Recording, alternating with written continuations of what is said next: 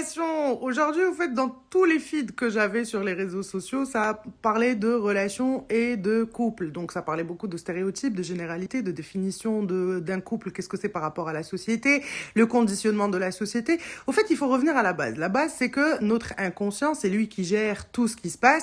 Et donc, les femmes ou les hommes, ou dans whatever, quelle relation de couple, ils vont mettre en place, au fait, ils vont aller chercher le besoin qu'ils sont pas capables de se nourrir eux-mêmes. Je donne un exemple. Une femme qui est en insécurité financière, elle va aller, sa priorité, c'est chercher la sécurité financière. Donc, elle va choisir un mec qui a un certain statut, qui a un certain côté financier.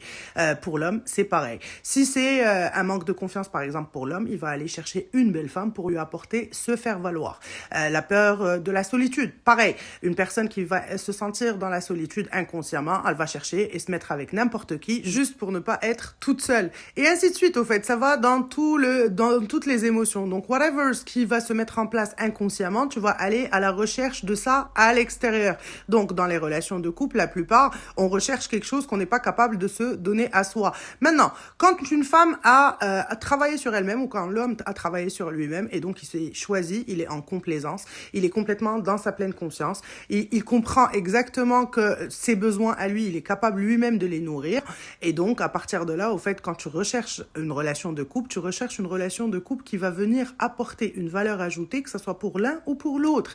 On n'est plus dans aller chercher un besoin prioritaire parce qu'on n'est pas capable de se le donner ou parce qu'on est trop lazy pour faire la job, mais plutôt parce qu'on a envie, au fait, de partager quelque chose. Et donc, quand on est dans le partage, c'est pas la même chose que quand on va aller chercher un besoin chez quelqu'un d'autre qu'on n'est pas capable de se donner à soi. C'est pour ça, donc, le travail sur soi est important pour la simple raison à ce que tu viens d'abord te connaître toi-même, savoir exactement c'est quoi tes blessures, c'est quoi tes déceptions, c'est quoi tes échecs.